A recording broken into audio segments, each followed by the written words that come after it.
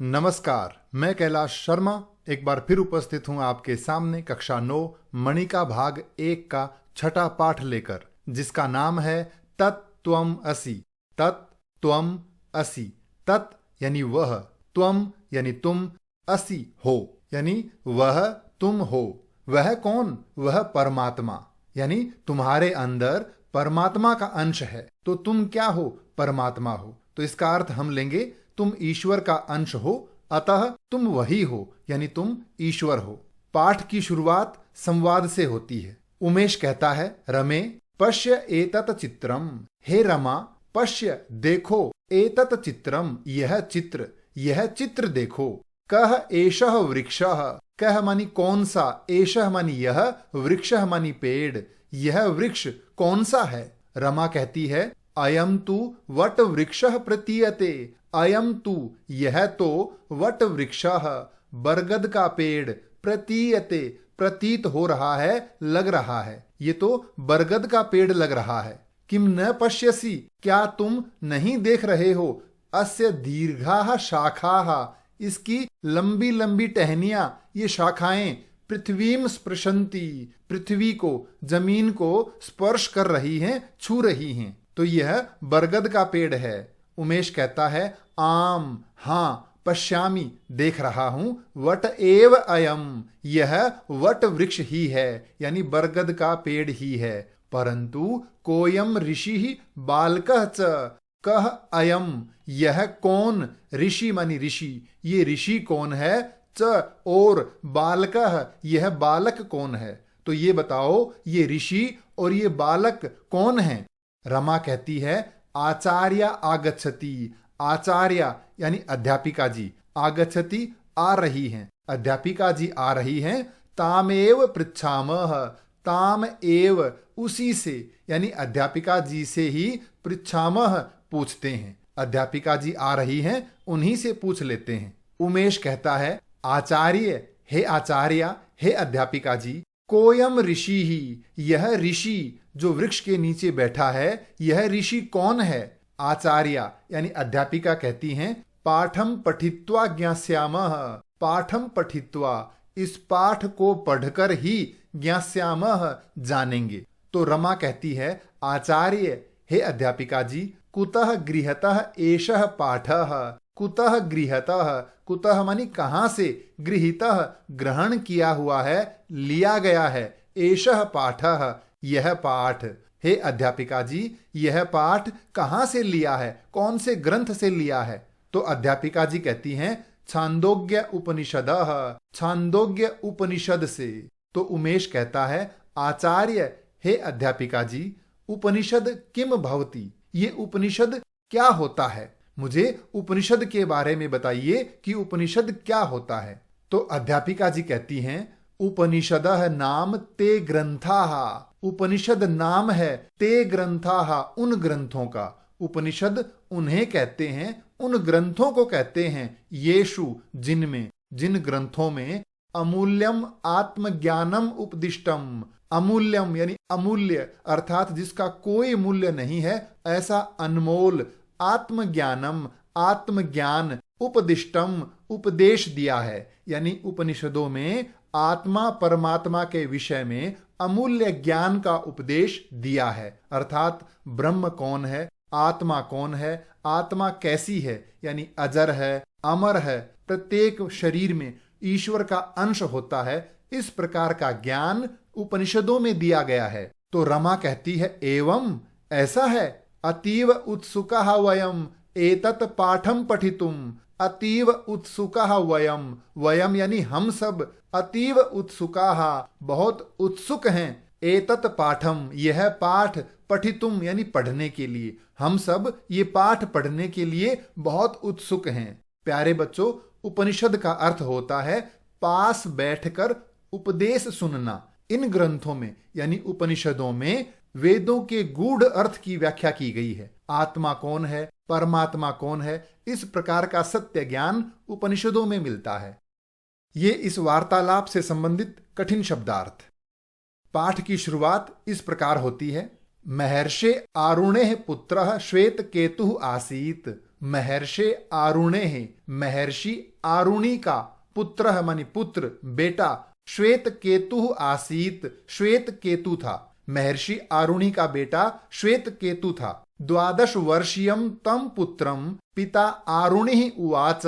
12 वर्षीयम 12 साल के तम उस पुत्रम पुत्र को पिता आरुणि ही पिता आरुणि ने उवाच कहा। आरुणि क्या बोले? हे श्वेत केतो यानी हे श्वेत केतु गुरुम प्रति गच्छ अध्ययनार्थम। हे श्वेत केतु अध्ययनार्थम पढ़ने के लिए, पढ़ाई के लिए गुरुम प्रति गुरु के पास गच्छ जाओ। आप पढ़ने के लिए गुरु के पास चले जाइए। यतः क्योंकि सौम्य हे प्रिय पुत्र अस्मत् कुलीनः अनधीत्यः न भवति इति। अस्मत् कुलीनः हमारे कुल में, हमारे वंश में उत्पन्न होने वाले लोग अनधीत्य न पढ़े लिखे, बिना पढ़े हुए न भवति नहीं होते हैं। क्योंकि हमारे वंश में, हमारे परिवार में सभी पढ़े लिखे हैं। अतः आप भी गुरु के पास जाइए। सह पुत्रः आचार्यम उपेत्य, वह पुत्र यानी श्वेत केतु आचार्यम उपेत्य, उपेत्य मानी पास जाकर, आचार्य मानी गुरु, गुरु के पास जाकर यावत जब तक 24 वर्षः अभवत, 24 वर्षः 24 वर्ष का हो गया, तावत तब तक यानी जब वो 12 वर्ष का था तब पिता ने कहा था कि आप अध्ययन के लिए जाओ, और अब वो 24 साल का हो गया है यानी 12 वर्ष तक सह उसने सर्वान वेदान सभी वेदों को सार्थान अधीत्य, सार्थान अर्थ सहित अधीत्य पढ़कर पितुः सकाशम आगच्छत। पितुः सकाशम, सकाशम यानी समीपम, पास में, पिता के पास आगच्छत आया। वह 12 वर्षों तक वेदों का अध्ययन करता रहा और वेदों को खूब अच्छे से अर्थ सहित उसने पढ़ा, समझा और फिर अपने पिता अरुणि के पास आया। ये इस गद्यांश से संबंधित कठिन शब्दार्थ। सह च मानी और, सह मानी वह कौन? श्वेत केतु, और वह श्वेत केतु सर्वश्रेष्ठ अहम इति मन्यमानः उद्धत स्वभावः अभवत। वह श्वेत केतु सर्वश्रेष्ठ अहम, अहम यानी मैं सर्वश्रेष्ठ हूं, मैं ही सबसे श्रेष्ठ हूं, इति मन्यमानः यह मानता हुआ, उद्धत स्वभावः घमंडी स्वभाव वाला, अभवत हो गया। वेदों का अध्ययन करने के बाद श्वेत केतु ये मानने लग गया कि मैं ही सबसे श्रेष्ठ हूं, और ये मानता हुआ वह घमंडी हो गया। एवं भूतम पुत्रम दृष्ट्वा, एवं भूतम इस प्रकार का होता हुआ, पुत्रम दृष्ट्वा पुत्र को देखकर यानी घमंडी होते हुए पुत्र को देखकर, पिता उवाच, पिता आरुणि उवाच बोले, हे श्वेत केतो यानी हे श्वेत केतु, हे पुत्र, कह ते उपाध्यायात अतिशयः प्राप्तः। कह यानी क्या, कौन सी चीज, ते उपाध्यायात, उपाध्याय यानी गुरु से, तुम्हारे गुरु से, कह कौन सी चीज, अतिशयः विशेष रूप से, प्राप्तः प्राप्त कर ली है, येन जिससे, त्वम कुलाननुरूपम उद्धतः असि। येन मानी जिस चीज को प्राप्त करने से, त्वम यानी तुम, कुल अनुरूपम कुल के विरुद्ध यानी जो हमारे कुल के अनुरूप नहीं है वैसे, उद्धतः घमंडी, असि हो, तुमने अपने गुरु से ऐसी कौन सी विशेष बात सीख ली या कौन सी ऐसी बात ग्रहण कर ली जिसको लेकर तुम ऐसे घमंडी हो गए हो, जैसा हमारे कुल के अनुरूप बिल्कुल नहीं है। यानी हमारे परिवार में ऐसा घमंडी कोई नहीं है, तुम क्यों हो गए, क्या ऐसा सीख लिया आपने? और फिर आरुणि अपने बेटे से एक प्रश्न पूछते हैं, कहते हैं जानासी किम तत्, किम मानी क्या, तत् मानी वह या उसे, जानासी जानते हो, क्या तुम उसे जानते हो, ये न श्रुतेन जिसके सुनने से, अन्यत अश्रुतम अपि श्रुतम भवति। अन्यत अश्रुतम, अन्यत मानी दूसरी, अश्रुतम न सुनी हुई, अपि भी श्रुतम भवति सुनी हुई हो जाती हैं। क्या तुम उसे जानते हो जिसको सुनने से न सुना हुआ भी सुना हुआ हो जाता है। अमतम मतम, अमतम यानी न विचारा हुआ, जिस पर विचार नहीं किया हुआ है वो भी मतम यानी विचारा हुआ हो जाता है। अविज्ञातम जो अनिश्चित है, च मानी और जो अनिश्चित है वह भी विज्ञातम भवति वो भी निश्चित हो जाता है। इति ऐसा, अर्थात ये मानो जैसे हमने सब सुन लिया है, जिन बातों पर हमने विचार नहीं किया हुआ है वो भी विचारे हुए जैसी हो जाती हैं। जो चीजें अनिश्चित हैं वो भी निश्चित हो जाती हैं। क्या तुम उसे जानते हो? तो ऐसा एक कठिन प्रश्न आरुणि ने अपने बेटे से पूछा। ये इस गद्यांश से संबंधित कठिन शब्दार्थ। एतद अद्भुतम प्रश्नम श्रुत्वा पृच्छति, एतद अद्भुतम प्रश्नम यह अनोखा प्रश्न श्रुत्वा सुनकर पृच्छति पूछता है। श्वेत केतु ये अनोखा प्रश्न सुनकर के अपने पिता से पूछता है। कथम इति यह कैसे, ऐसा कैसे हो सकता है कि किसी एक चीज को जान लें तो बाकी सब चीज सुनी हुई हो जाती हैं, देखी हुई हो जाती हैं, समझी हुई हो जाती हैं, ऐसा कैसे? इत्युक्तः यह कहकर, इस प्रकार कहकर पिता यानी पिता आरुणि ने अधोलिखित दृष्टांतेन तत्व ज्ञानम प्रतिपादयति। पिता आरुणि अधोलिखित नीचे लिखे हुए दृष्टांतेन दृष्टांत से, दृष्टांत यानी कुछ चीजों को दिखा करके, प्रैक्टिकल करवा करके चीजों को समझाना, उसे कहते हैं दृष्टांत। तो नीचे दिए गए दृष्टांत के माध्यम से तत्व ज्ञानम, तत्व ज्ञान को अर्थात आत्मा परमात्मा विषय के ज्ञान को प्रतिपादयति अच्छे से समझाते हैं। आरुणि कहते हैं, श्वेत केतो, हे श्वेत केतु, न्यग्रोध फलम आहर, न्यग्रोध फलम बरगद का फल, बरगद का जो पेड़ होता है उसका छोटा सा फल होता है बेर जितना, तो वो फल आहर लाओ, बरगद का फल लेकर आओ। तो ये दोनों पिता पुत्र बरगद के पेड़ के नीचे ही बैठे थे। तो श्वेत केतु एक फल लेकर आता है और कहता है, इदम भगवन, यह लीजिए भगवन, यानी पिताजी यह लीजिए मैं ले आया। तो आरुणि कहते हैं, अत्र किम पश्यसि, अत्र मानी यहां, इस फल में, इस फल को फोड़कर देखो, किम पश्यसि क्या देख रहे हो, क्या देख पा रहे हो, इस फल में तुम्हें क्या दिखाई दिया। ये इस पाठांश से संबंधित कठिन शब्दार्थ। तो श्वेत केतु कहता है, अणुतराणि इमानी बीजानी, अणुतराणि, अणु मानी छोटा सा कण, और अणुतर उस छोटे से भी छोटा यानी बहुत छोटे छोटे, इमानी ये सब, बीजानी बीज, मैं इस छोटे से फल में बहुत ही छोटे छोटे बीज देख रहा हूं। तो आरुणि कहते हैं, एषु एकम बीजम भिन्धि, अर्थात इन सब में से, इन सभी बीजों में से एकम बीजम, एक बीज को भिन्धि यानी फोड़ दो, एक बीज को ले, छोटे से बीज को, और उसे फोड़ दीजिए। तो श्वेत केतु उसे फोड़ता है और कहता है, भिन्नम, फोड़ दिया, ये लो। तो आरुणि कहते हैं, अत्र किम पश्यसि, अत्र यानी यहां, इस फोड़े हुए बीज में, किम पश्यसि क्या देख रहे हो, इस फूटे हुए बीज में तुम्हें क्या दिखाई दे रहा है। तो श्वेत केतु कहता है, न किंचन भगवन, हे भगवान, हे पिताजी, न किंचन कुछ भी नहीं, मुझे तो इस फोड़े हुए बीज में कुछ भी दिखाई नहीं दिया। ये इस वार्तालाप से संबंधित कठिन शब्दार्थ। इदम श्रुत्वा पिता पुत्रम उवाच, इदम श्रुत्वा यह सुनकर, जब श्वेत केतु ने कहा कि बीज में मुझे कुछ भी दिखाई नहीं दे रहा, तो यह सुनकर पिता पुत्रम उवाच, पिता ने पुत्र से कहा, हे सौम्य, हे प्रिय पुत्र, पश्य देखो, अत्र वट बीजे एव महान स्थूलः शाखादिमान न्यग्रोधः वटः उत्पन्नः संतिष्ठति। पश्य देखो, अत्र यहाँ यानी इस वट बीजे, बरगद के बीज में, एव ही देखो, इस छोटे से बीज में ही, महान यानी बहुत बड़ा, स्थूलः विशाल, शाखादिमान बड़ी बड़ी शाखाओं यानी टहनियों वाला, न्यग्रोधः वटः बरगद का पेड़, उत्पन्नः सन उत्पन्न होता हुआ, तिष्ठति विद्यमान है। देखो इस बीज में वो शक्ति है जो एक महान विशाल बहुत बड़ी बड़ी शाखाओं वाला बरगद का पेड़ बनेगा। वो शक्ति इस बीज में है।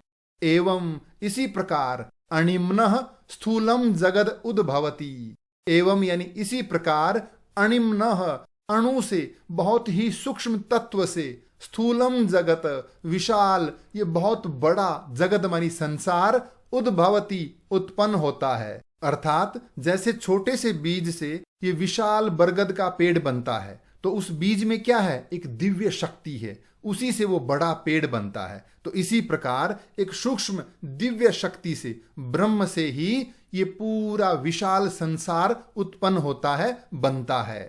विश्वसी ही, विश्वास कीजिए हे सौम्य, हे मेरे प्रिय पुत्र, मेरा विश्वास करो। स एव आत्मा, वही आत्मा है। यानी जिस प्रकार बीज में वो अदृश्य दिव्य शक्ति है, जिस दिव्य शक्ति से, जिस सूक्ष्म तत्व से ये विशाल संसार बनता है, स एव आत्मा, वही आत्मा है जो अजर है, अमर है, जो हर शरीर में विद्यमान है। तत एव सत, वही आत्मा, एव मनी ही, सत सत्य है, ब्रह्म है, परमात्मा है। तत् त्वम असि, और वही परमात्मा का अंश, यानी वही आत्मा तुम्हारे अंदर है, इसलिए तुम ईश्वर का अंश हो। तो तत् मानी वह ईश्वर, त्वम तुम ही, असि हो, तुम्हारे अंदर ईश्वर का अंश है, यानी तुम भी ईश्वर ही हो। ये इस पाठांश से संबंधित कठिन शब्दार्थ। अब हम चर्चा करेंगे अभ्यास कार्य पर। पहला प्रश्न है एक पदेन उत्तरत। नीचे दिए गए प्रश्नों के उत्तर एक शब्द में दीजिए। श्वेत केतु कस्य पुत्र आसीत। श्वेत केतु किसका पुत्र था? आरुणेः यानी आरुणि का। श्वेत केतु कम उपेत्य वेदान अपठत। श्वेत केतु ने किसके पास जाकर वेदों का अध्ययन किया? आचार्यम, आचार्य के यानी गुरु के पास जाकर। पिता केन तत्व ज्ञानम प्रतिपादयति। पिता ने किस चीज के द्वारा तत्व ज्ञान को समझाया? दृष्टांतेन, दृष्टांत से। आरुणि श्वेत केतुम किम आने तुम आदिशत। आरुणि ने श्वेत केतु को क्या लाने का आदेश दिया? न्यग्रोध फलम, बरगद का फल। श्वेत केतु न्यग्रोध फले किम अपश्यत। श्वेत केतु ने बरगद के फल में क्या देखा? बीजानी, बीज। स्थूलम जगत कस्माद उद्भवति। ये विशाल संसार किससे उत्पन्न होता है? अणिम्नः, सूक्ष्म तत्व से। पिता न्यगोध फलस्य दृष्टांतेन किम प्रतिपादयति। पिता ने उस बरगद के फल के दृष्टांत के माध्यम से क्या समझाया? तत्व ज्ञानम, तत्व ज्ञान को, आत्मा परमात्मा संबंधी ज्ञान को समझाया। अगला प्रश्न है पूर्ण वाक्येन उत्तरत। दिए गए प्रश्नों के उत्तर पूर्ण वाक्य में दीजिए। श्वेत केतु विद्याम प्राप्य किम अमन्यत। श्वेत केतु विद्या प्राप्त करके क्या मानने लगा? श्वेत केतु विद्याम प्राप्य अमन्यत। श्वेत केतु विद्या प्राप्त करके मानने लगा यत कि अहम सर्वश्रेष्ठः, मैं ही सबसे श्रेष्ठ हूं। आरुणि श्वेत केतुम कम प्रश्नम अपृच्छत। आरुणि ने श्वेत केतु से कौन सा प्रश्न पूछा? आरुणि श्वेत केतुम अपृच्छत। आरुणि ने श्वेत केतु से पूछा यत कि जानासि किम तत् येन श्रुतेन अन्यत अश्रुतम अपि श्रुतम भवति, अमतम मतम भवति, अविज्ञातम च विज्ञातम भवति इति। अर्थात क्या तुम उसे जानते हो जिसके सुनने से बाकी सब जो न सुना हुआ है वो सुना हुआ हो जाता है, न विचारा हुआ विचारा हुआ हो जाता है, जो अनिश्चित है वो निश्चित हो जाता है। ऐसा कौन है? यह प्रश्न आरुणि ने पूछा। सर्वेषु देहेषु कः अस्ति यह अजरः अमरश्च। सभी शरीरों में ऐसा कौन है जो अजर है, यानी कभी बूढ़ा न होने वाला है, और जो अमर है, कभी न मरने वाला है? ऐसा कौन है? सर्वेषु देहेषु आत्मा अस्ति यह अजरः अमरश्च। सभी शरीरों में आत्मा है जो अजर है और अमर है। प्रश्न 2 में आगे दिया है वस्तुतः वट बीजे कः तिष्ठति। वास्तव में बरगद के बीज में कौन रहता है? वट बीजे महान स्थूलः शाखादिमान न्यग्रोधः वटः उत्पन्नः सन् तिष्ठति। यानी बरगद के बीज में वो महान विशाल बड़ी बड़ी शाखाओं वाला बरगद का पेड़ उत्पन्न होता हुआ विद्यमान रहता है। जगति किम सत अस्ति, संसार में कौन सत्य है? तो संसार में कौन है सत्य? जगति आत्मा एव सत अस्ति, संसार में आत्मा ही सत्य है, यानी ब्रह्म है, परमात्मा है। अगला प्रश्न है, रेखांकित पदानि आधारीकृत्य प्रश्न निर्माणम कुरुत, रेखांकित पदों के आधार पर प्रश्न निर्माण कीजिए। आरुणि ही श्वेत केतो पिता आसीत, आरुणि श्वेत केतु के पिता थे, तो श्वेत केतु के, तो प्रश्न बनेगा किसके? तो हम लिखेंगे आरुणि कस्य पिता आसीत, आरुणि किसके पिता थे? श्वेत केतु आचार्यम उपेत्य वेदान अपठत, श्वेत केतु ने आचार्य के पास जाकर वेद पढ़े, तो आचार्य के पास उपेत्य के साथ द्वितीय विभक्ति होती है, इसलिए हम यहां लिखेंगे कम। श्वेत केतु कम उपेत्य वेदान अपठत, श्वेत केतु ने किसके पास जाकर वेदों का अध्ययन किया? 12 वर्षीयम तम पुत्रम आरुणि उवाच, 12 वर्षीय उस पुत्र से आरुणि ने कहा, तो आरुणि ने, तो प्रश्न बनेगा किसने? तो हम लिखेंगे 12 वर्षीयम तम पुत्रम कह उवाच, 12 वर्षीय पुत्र से कौन बोला? श्वेत केतु वेदान अधीत्य आगच्छत, श्वेत केतु वेदों को पढ़कर आया, तो किसको पढ़कर आया? तो लिखेंगे श्वेत केतु कान अधीत्य आगच्छत, किनको पढ़ करके आया? प्रश्न 3 में आगे दिया है, विद्याम प्राप्य स आत्मानम सर्वश्रेष्ठम अमन्यत, विद्या प्राप्त करके वेदों को पढ़ करके वह आत्मानम स्वयं को, खुद को सर्वश्रेष्ठ मानने लगा, तो किसको मानने लगा? तो हम लिखेंगे कम। विद्याम प्राप्य सह कम सर्वश्रेष्ठम अमन्यत, विद्या प्राप्त करके वह किसको सर्वश्रेष्ठ मानने लगा? उद्धत स्वभाव सह पितुः सकाशम आगच्छत, घमंडी स्वभाव वाला वह पिता के पास आया, तो पिता के, तो हम बोलेंगे किसके पास? तो प्रश्न बनेगा उद्धत स्वभाव स कस्य सकाशम आगच्छत, यानी किसके पास आया? अगला है, पिता दृष्टांतेन तत्व ज्ञानम प्रतिपादयति, पिता ने दृष्टांत यानी उदाहरण के माध्यम से तत्व ज्ञान समझाया, तो क्या समझाया? तो प्रश्न बनेगा पिता दृष्टांतेन किम प्रतिपादयति, पिता दृष्टांत के माध्यम से क्या समझाते हैं? अगला है, श्वेत केतु न्यग्रोधस्य फलम आहरति, श्वेत केतु बरगद का फल लाता है, तो हम बोलेंगे किसका? तो बनेगा श्वेत केतु कस्य फलम आहरति, श्वेत केतु किसका फल लाता है? अंतिम है, श्वेत केतु फले बीजानि पश्यति, श्वेत केतु उस फल में बीजों को देखता है, तो यहां देखिए फल में बीजों को देखता है, तो हम पूछेंगे किस में देखता है? तो यहां 2 शब्दों का प्रयोग कर सकते हैं। श्वेत केतु कस्मिन बीजानि पश्यति, किसमें बीजों को देखता है, या कुत्र बीजानि पश्यति, कहां पर बीजों को देखता है, दोनों ही सही होंगे। अगला प्रश्न है, यथा निर्देशम उत्तरत, दिए गए प्रश्नों के उत्तर निर्देश के अनुसार दीजिए।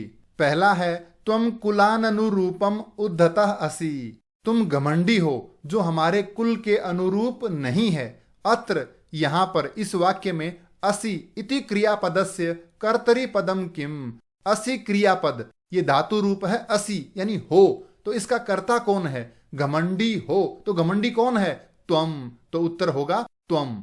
अगला है, अणिम्नः स्थूलम जगत उद्भवति, सूक्ष्म तत्व से विशाल जगत उत्पन्न होता है। वाक्यस्मिन यानी इस वाक्य में विशेषण पदम किम प्रयुक्तम, विशेषण शब्द कौन सा है? तो विशाल संसार, स्थूल जगत, तो विशेषण कौन सा हुआ? स्थूलम। अगला है, गुरुम प्रति गच्छ अध्ययनार्थम, अत्र क्रिया पदम किम, यहां क्रिया कौन है? क्रिया यानी धातु रूप, तो धातु रूप कौन सा है? गच्छ यानी जाओ।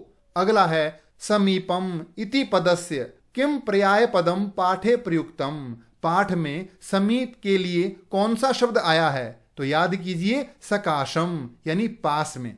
अगला है, सूक्ष्मः इति पदस्य विलोम पदम पाठात चित्वा लिखत। सूक्ष्म शब्द का विलोम पाठ से चुन के लिखिए। तो क्या है सूक्ष्म का विलोम? स्थूलः यानी विशाल, बहुत बड़ा। अगला प्रश्न है घटनाक्रमानुसारम लिखत। दिए गए वाक्यों को कहानी के अनुसार लिखिए। तो इस कहानी में क्या होता है? आरुणि अपने बेटे को वेदों के अध्ययन के लिए गुरु के पास भेजते हैं और श्वेत केतु गुरु के पास से वेद पढ़ता है। तो पहला वाक्य क्या होगा? श्वेत केतु गुरोः सकाशाद वेदान अपठत। श्वेत केतु ने गुरु के पास जाकर वेदों का अध्ययन किया। अब वेद पढ़ते ही वो क्या मानने लग गया? वो मानने लग गया अहम श्रेष्ठः, मैं ही श्रेष्ठ हूं। वेद पढ़कर श्वेत केतु ये मानने लग गया। अब जब श्वेत केतु ये मानने लगा तो उसे समझाने के लिए आरुणि ने यानी उसके पिता ने क्या मंगवाया? बरगद का फल। तो इससे अगला वाक्य होगा आरुणि श्वेत केतु वट फलम आने तुम अकथयत। आरुणि उसे बरगद का फल लाने के लिए कहता है। और फिर क्या होता है? आरुणि पुत्रम वट बीजस्य अंतः दृष्टुम अकथयत। वो उसे उस बीज के अंदर देखने के लिए कहता है और इस बीज के माध्यम से वो कौन सा ज्ञान देता है? आरुणि श्वेत केतुम आत्मनः विषय उपादिशत। आत्मा के विषय में उसे उपदेश देते हैं। उपदेश देते हुए क्या समझाते हैं? आत्मज्ञानेन सर्वम अविज्ञातम ज्ञातम भवति। यानी इस अगर आत्मा को जान लिया तो सब कुछ जो न विचारा हुआ है वो विचारा हुआ हो जाएगा, जो अनिश्चित है वो निश्चित हो जाएगा, जो न सुना हुआ है वो सुना हुआ हो जाएगा। ऐसा वो उपदेश देते हैं और अंत में कहते हैं वस्तुतः जगति आत्मा एव सत। वास्तव में इस संसार में आत्मा ही सत्य है, ब्रह्म है, परमात्मा है। अगला प्रश्न है शब्दानाम अर्थै सह मेलनम कृत्वा लिखत। ये शब्द दिए हैं और आगे कुछ अर्थ दिए हैं, इन दोनों का मेल करना है। इसमें से सही अर्थ चुन के यहां लिखना है। तो पहला है अधीत्य। अधीत्य मानी पढ़कर। तो क्या लिखेंगे? पठित्वा। आहर यानी लाओ। तो क्या होगा? आनय। अगला है भिंदी यानी फोड़ दीजिए। तो क्या लिखेंगे? भेदनम कुरु। अणिम्नः यानी सूक्ष्म से। तो क्या लिखेंगे? सूक्ष्मात। उपेत्य पास जाकर। तो क्या होगा? समीपम गत्वा। अगला प्रश्न है पाठात चित्वा विपरीतार्थान लिखत। पाठ से चुनकर विलोम शब्द लिखिए। पाठ से चुनकर लिखने हैं। एक उदाहरण दिया है अनुरूपम यानी अनुरूप। विलोम दिया है अनुरूपम जो अनुरूप नहीं है, इसके अनुसार नहीं है। इसी तरह हमें दिए गए शब्दों के विलोम पाठ से चुनकर लिखने हैं। तो पहला है अधीत्य पढ़कर। तो विलोम क्या आया है? अनधीत्य, न पढ़ा हुआ या न पढ़कर। श्रुतम सुना हुआ, अश्रुतम न सुना हुआ। मतम विचार किया हुआ, माना हुआ, अमतम न विचार किया हुआ। विज्ञातम भली भांति जाना हुआ। तो विलोम क्या होगा? अविज्ञातम। दूरम यानी दूर, सकाशम यानी पास। तो ये था पाठ तत्त्वम असि। इस पाठ से संबंधित कोई भी प्रश्न हो तो कृपया कमेंट्स में लिखकर अवश्य पूछें। धन्यवाद।